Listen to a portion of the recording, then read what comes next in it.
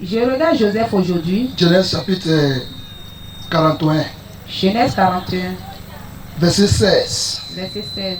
Joseph kayi benido nyewea bedekon mawe na timeton no bowe. Joseph répondit à Pharaon en disant: ce n'est pas moi, c'est Dieu qui donnera une réponse favorable à Pharaon. Mais quand Joseph kanomowe. Joseph est un esclave. Faut ton lewe ça. Ce sont ces aînés qui l'ont vendu. Il ne connaît personne à Égypte. Il n'a rien fait. La femme de son patron a menti.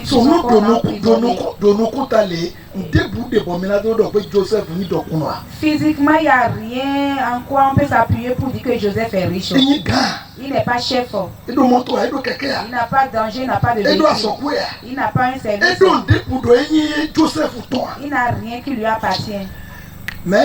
Mais un jour, les deux serviteurs de Pharaon ont mal agi et leur patron les a emprisonnés. Et ils ont... Joseph leur a expliqué ça. Pharaon a tué un, il a replacé un. Pharaon même a rêvé. Il n'y a pas celui qui va expliquer ce songe. Donc celui qui l'a rétabli a dit, mon cher, je me rappelle qu'il y a un monsieur en prison. Il va t'expliquer ça. Et Joseph est venu. Pharaon a dit parlé, a dit son songe. J'ai appris que tu expliques les songes. Joseph a dit, c'est pas en moi. Dieu va donner l'explication favorable. Qu'est-ce que Joseph dit par là? Tel que tu m'as vu là,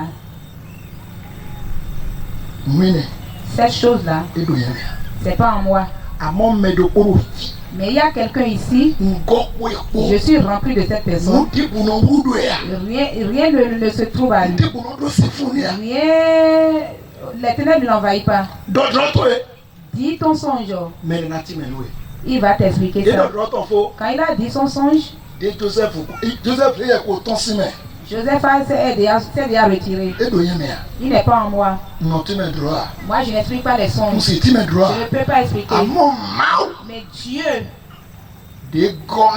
qui m'a rempli va t'expliquer le songe. Quand il a fini d'expliquer le songe, Joseph a dit à Pharaon, cherche quelqu'un qui va rester sur cette œuvre, qui va commander cette œuvre. Il y aura 7 années d'abondance. Et les 7 annes qui vont suivre, ce serait la famine. Les 7 premières années, vous devez regrouper la nourriture, vous devez emmagasiner. Pharaon a dit, où est-ce que je vais trouver cette personne-là? Toi en qui cette chose est, même si tu es esclave n'importe comment, même si tu n'as pas de danger, même si tu n'as pas de terre, même si tu n'as pas de passeport, même si tu n'as pas de carte de séjour, même si tu n'as pas de carte d'identité, même si tu n'as pas de chaussures, même si tu n'as pas de vêtements, même si c'est de la prison t'as fait sortir, c'est toi qui vas suivre cette chose. Alléluia. Mais avant ça, Joseph s'est assis et est déjà rempli de Dieu. Bon, et Joseph, on l'a placé comme chef en Égypte. Joseph est-il élevé ou pas? Spirituellement, il est riche. Physiquement aussi. Est-ce que Joseph a-t-il renié Dieu? Il a donné gloire à Dieu. Ne dis plus je n'ai pas si je n'ai pas ça. La plénitude de Jésus. gọ́wé. Si toi-même tu deviens rempli, Gọ́wé agọ́pọ́dọ̀ nù gbogbo. si tu deviens rempli de vérité, Agọ́pọ́dọ̀ fẹ́nu gbọ́. rempli de la grâce, Débùsọ̀lá fẹ́ wà nù ẹ̀ wá. rien ne te serait plus difficile. Jésù sì ń kọ́ Au mẹ́. nom de Jésus-Christ. Mina ní solution. Nous serons la solution Nous tóbi tán lẹ́mẹ̀. pour nos pays. Mina ní solution. Nous serons la Nous solution tagbadé rògbẹ́ pour lọ́mẹ̀. les problèmes de ce monde. Jésù sì ń kọ́ Au mẹ́. nom de Jésus-Christ. Joseph ná solution wẹ̀ dẹ́nu. Joseph a donné la solution en son temps. Oh, ne pɔn Josué. Étudions Josué Deutéronome. 34, verset 9. Edo yinu ẹ̀sìn yẹ dàhóde gọ Josué. Nunu viọ. Do Moise dra lọ́dọ̀ jitọ̀. Ewa Israel village tó ń ṣe na jí síwé nínú. Bọ́nà yìí sẹ́yìn má o máa bọ̀ ọ́nú yé gbọ̀n Moise jílẹ̀. Josué, fils de Nun, était rempli de l'esprit de sagesse, car Moïse avait posé ses mains sur lui. Les enfants d'Israël lui obéirent et se conformèrent aux ordres que l'Éternel avait ordonnés à Moïse. Yinu ẹ̀kẹ́rẹ́ wẹ̀ gbọ́ àmẹ́ yinu ẹ̀sìn yẹ. De l'esprit de sagesse. Ima ndudu elọ mi do bẹ̀ náà mẹ́. Cette nourriture, nous avons négligé ça. Nude fofo mi tán lẹ yẹ jíjà yẹn bó tu bó gọ́ bọ̀ ẹ̀ná solution ẹ̀sẹ̀ máa ò sùn ẹ̀dí àlélúyẹ ẹ̀kẹ́lẹ́ àlélúyẹ mídẹ́lẹ́ bó ẹ̀kọ́ mi kó do bẹ̀ náà mẹ́ mi kárò yá mẹ́. Nos aînés étaient restés assis et ont écouté manger cette nourriture, mais nous maintenant, nous avons négligé ça. Josué kwedo Moïse. Josué a suivi Moïse. Dọ́tọ̀ mi ga jí mẹ́. Écoute-moi très bien. Josué délẹ̀ dé gbé. Il y a des Josué aujourd'hui. Ètò ẹ̀kọ́dọ̀ Moïse yìí tán. Si sur leur Moïse, Àdúgbò bá wẹ̀ dé. ils sont en train de chercher les billets. Josué blow moi. Josué n'a pas fait ça. L'esprit. L'esprit. Et mon don, nous doit aimer yéne bogo. Il sait que s'il reçoit ça, qu'il soit rempli de ça. Bọ̀gbẹ́tọ̀ lọ kó gọ́ kó ló jù ú ẹ̀ kó. Si un homme est rempli de sagesse. Non. 6 verset 3. Ẹnì ọwọ́ nọ̀fíṣẹ́ lẹ́nì mi gbọ́ bó pọ́n mi dé lẹ́nì bó tsá sùn tẹ́wé édò jíjọ dàgbé bọ̀ yẹ sísẹ́ kpóyù ní ẹ̀kpó gọ́ ayimẹ́nà lẹ́yìn bọ́nú mi nà sọ yìí dó àsọ yẹn ní ọ̀nù. C'est pourquoi, frères, choisissez parmi vous 7 hommes de qui l'on rend de bons témoignages, qui soient pleins d'Esprit Saint et de sagesse, et que nous chargerons de cet emploi. Asode. Il y a du travail. Asode. Il y a du travail. Mais na wa azọ ẹ ma dé ya. C'est celui qui va travailler qui n'en a pas. Yé mẹ apọtulẹ. Les apôtres. Asode tán. Il y a un travail qui est sorti. Mais yé délẹ̀ dọ̀ mi kò sì jó de ìkó kpọ́dọ̀ máa ò jira mi sì jó dó bọ̀ náà wà nù ẹ̀ nìkan. Et eux, ils ont dit, ne peut pas laisser la prière, l'évangile, pour venir. Mi jẹ́ sọ́nù tẹ́wé lómi mẹ́. Cherchez 7 hommes parmi vous. Mo kọ́ tán èdò jíjọ dàgbé. Premièrement, ils ont un bon caractère. Iná jàjọ a. Ils ne volent pas. Iná ta fún mẹ́. Ils ne trompent pas. Àmọ́ ìfọdọ́ fẹ́ yàn. Mais ça ne s'arrête pas là. Yé gọ́. Ils sont remplis Kpọ́dọ̀ yẹ sísẹ́ ní mẹ́. du Saint-Esprit Kpọ́dọ̀ yìí ní ẹ̀kọ́. et de sagesse. Ẹyin náà gbẹ́dẹ́gbẹ́ wa ìgọ́ kúrò yẹ sẹ́fẹ́ kúrò yìí ẹ̀kọ́ mẹ́. C'est pas ce jour ils ont été remplis du Saint-Esprit Ẹyin et de mẹ́dẹ́ sagesse. bokoro èdè préparé. Mais ce sont des gens qui se préparaient. Ẹyin mẹ́dẹ́ bokoro nù sọ́nù yìí dẹ́ wẹ̀. Ce sont des gens qui se préparaient. Nous avons mes gars dans mes noyaux finés d'hôtel nous sommes maintenant. Si tu viens chez nous, nous appelons nos lieux sans équipement. Mais tu vis d'accord avec moi. Ne savons pas là où tu vas. Mais tu demandes, là c'est Ne vrai. savons pas avec et à quoi Dieu veut t'utiliser. Hôtel normalement nous sommes nous ouais. Mais en ce sens là que Dieu t'équipe. Yé matin ouais là. C'est 7. À ce qu'on t'en ouais noir. Le travail n'était pas encore sorti. Mais à ce qu'on route point yé. Mais le travail les attendait Tu vois déjà. ça attend. Avant que le travail ne sorte, Yé go podo yé si c'est podo yé nu. t'es rempli du Saint-Esprit et de sagesse. Alléluia. Amen. Et ko go. Ils étaient remplis. So we no de héros peto son tewe na chawe. Et quand on allait choisir 7 hommes, Pas de l'héros finé. il y avait des gens là. Nous pas là. Quand on regarde, on les regarde, on dit ça. Tiro Là, mais là mais. il n'y a rien en ces personnes. Amor peut-être mi ro do we. Tu as vu la dernière fois qu'on était en train de parler. Amor holo si ko de do. Tu as vu comment ils niaisaient. Amor do to no do sensa. Sa parole n'avait pas de sens. Adọ̀gbọ̀nlé náà sí mọ̀dé. Quand il passe par ici, il lui passe par là-bas. Lómi ìṣẹ́lẹ̀ tó rùn ọ́ sọ. Si on le met là, Ìnáwó àti à. il ne fera rien. Àmọ́ yìí lọ. Tu as eu tel. Ego kpọ́dọ̀ àgìsì yẹsẹ̀ mẹ́tì lòfin yẹn. Il est rempli de tromperie, il n'y a aucun esprit saint là. Lómi ìṣẹ́yẹ lófin Si yẹn. on le met là, Ena isi ìdúdú lẹ́bi ṣiṣẹ́ wẹ̀. il va tout embrouiller, va tout Mẹ ní confondre. pọ́sọ́nù tẹ́wé. Regardons, observons 7 hommes Déédéé kò jíjà yìí. qui sont restés assis Bo yí kàkà bo gọ́ kpọ́dọ̀ yẹsẹ̀ kpọ́dọ̀ yìí ní et ẹ̀kọ́. qui ont reçu et sont remplis du Nù mí Saint-Esprit et de ṣe sagesse. àṣọ ẹ lọ́dọ̀ Si nous àlọ́ yìí leur tọ́ mẹ́. confions ce travail, Ìnáwó àṣọ kpọ́dọ̀ gbìgbọ̀kọ́. ils vont travailler avec l'esprit Ònáwó àpọ̀dọ̀ kpọ́ yìí nú ẹ̀kọ́. et ils vont aussi travailler avec la sagesse. Alléluia. Amen. Mẹ́nẹ̀ sọ́nà bá aṣọ pọ̀ à. Celui-là ne va plus manquer de travail. Mẹ́nẹ̀ sọ́nà yẹn àsìkè à. Celui-là ne sera plus la queue. Gbẹ̀tọ̀ mọ́kọ́tọ́ lẹ́nu yín ta. Ces pareils hommes sont la tête. Nù dọ̀bí náà wò dẹ̀ di. Si il dit nous allons prier maintenant, Anáwó dẹ̀ di. tu vas prier Dọ̀ àná yín ta. que tu seras la Àná tête, yín àsìkè à. tu ne seras pas la queue. Ọjọ́ anywhere. C'est pas ça. Edo ònú de iná sọ iná yín ta bọ̀ àná yín àsìkè à. Il y a ce qui fait de soi la tête et non la queue. Dẹ́rù kó dọ̀ di nfin Nebuchadnezzar. Quand je suis en train de parler, je me rappelle de Nebuchadnezzar. Èsè Daniel kpọ́dọ̀ gbẹ́tọ̀ lẹ́ yí Babylon. On a amené Daniel et ses compagnons à Babylone. Wẹ́nu dé àhọ́sọ́ dó gbẹ́tọ̀ qualité. Quand le roi avait besoin des gens de qualité, Ẹ gbọ́dọ̀ ẹ̀yìn kanu mọ̀ il hàn. n'a pas regardé qu'ils étaient des Gbọ́dọ̀ esclaves. ẹ̀yìn gbọ́n gbẹ́tọ̀ qualité. Il a de regarder des gens de qualité, Gbẹ́tọ̀ dé bí. des gens qui sont Gbẹ́tọ̀ yìí intelligents, máa dó blọ̀dẹ̀. des gens qui n'ont pas de Gbẹ́tọ̀ dé défaut, dó yìnyín. des gens qui ont de Gbẹ́tọ̀ sagesse, dé dó ọ̀nù mi sèyí dó àsọkọ̀. des gens que si on les dépose sur un travail, Àsọ̀nà yìí nìkan. ils vont bien faire le travail. Tòná yìí nìkan. Le pays va avancer. Máa ò fi lẹ́mì. Vous, enfants de Dieu, Dẹ́mi yóò gbúdọ̀ yìí gbọ́n ẹ lọ. tel que nous reculons, Ewé sọ̀rọ̀ wá sí bá fúra pín ní tọ́pọ̀. c'est pourquoi ils viennent saisir nos baffes et Dọ̀ nos mi baffes. mi ntọ́lá ṣe fẹ́yẹ ntọ́lá ṣe kó sùn sámẹ́ à. Nous ne pouvons plus entendre les cris dans Mi la rò nuit. ó sùn bẹ̀ ọ̀ mi rò ti dé tán à. Vous criez, mais vous ne faites sortir Mi rò ó rien. sùn wẹ̀ mi rò ń tẹ́ búlọ̀ à. Vous criez, mais vous ne faites rien. Àbí chikú.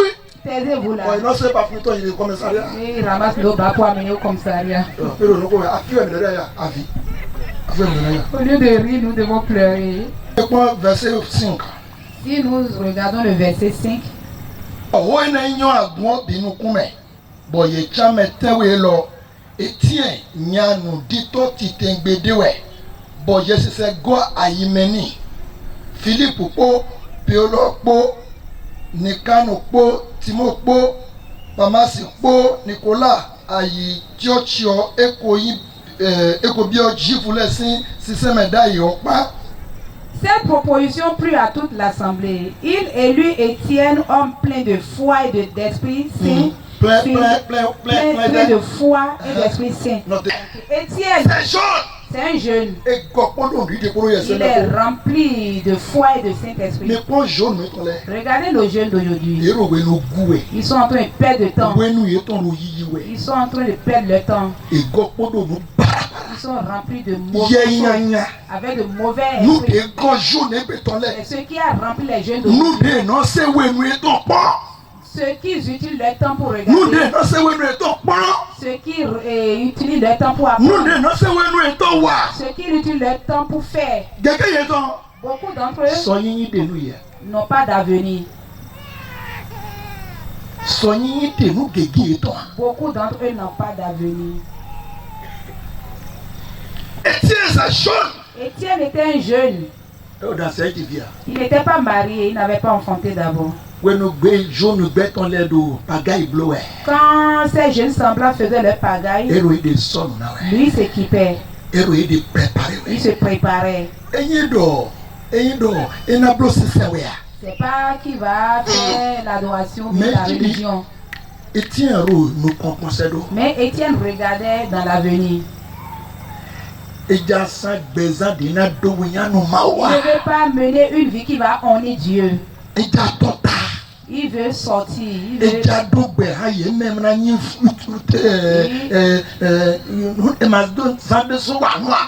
veut pas faire amitié avec ceux qui ne veulent rien faire dans leur vie. Il ne veut pas être celui qui mange les miettes. Il ne veut pas être problème pour quelqu'un. Problème pour quelqu'un. Et il y a certains qui sont devenus des poids pour l'église aujourd'hui. Oui, abada une solution. Toi, tu veux pas être Problème, la oui, abada solution. une Tu toujours. veux être problème. Bon, nous, mais là, comment on veut dire?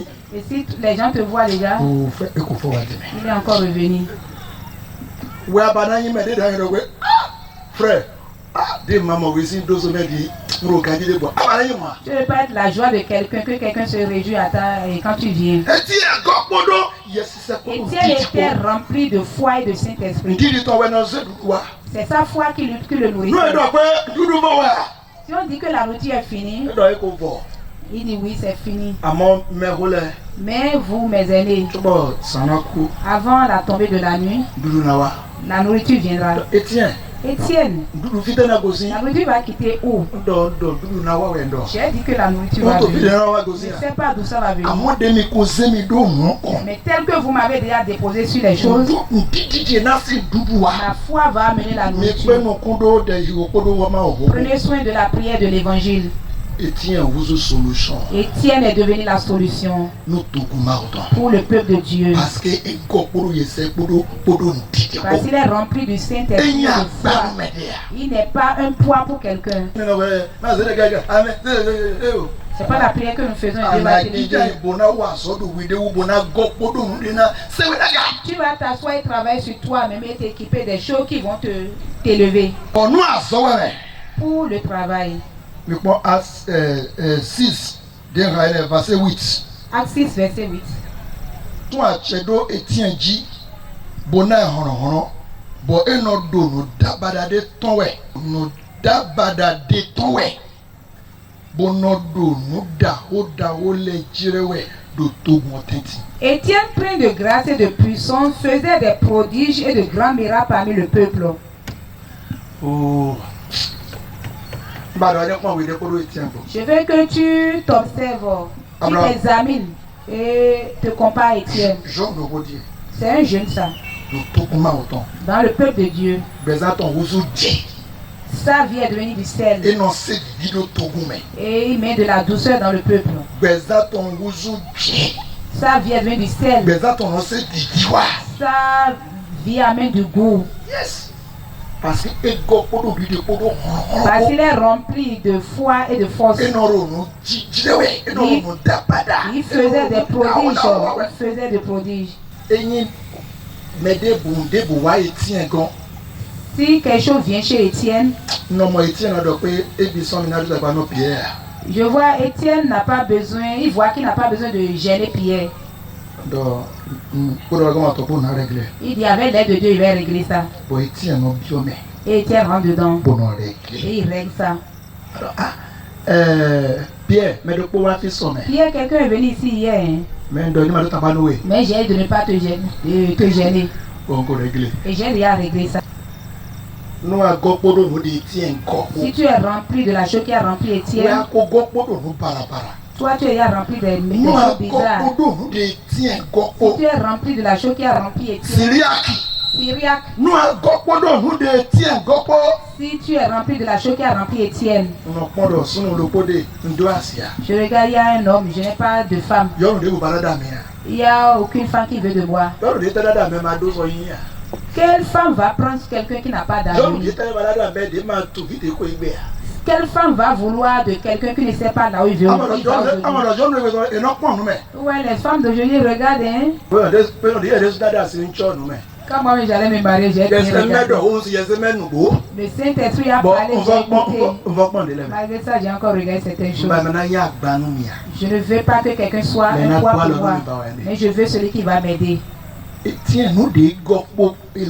Étienne, de la chose qui a rempli Étienne, et il est en train de donner des solutions.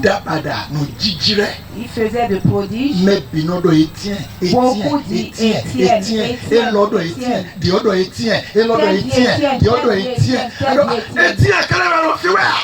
n'y a que Étienne ici. C'est parce que Étienne est rempli de ce qui est, ce qui fait de miracles. Beaucoup parmi vous, Ta famille ne sait même pas que tu es chrétien. Ton village ne sait pas que tu es chrétien. Tes camarades ne savent pas que tu es chrétien. Parce qu'il n'y a rien, tu ne peux rien démontrer, rien ne peut manifester ça.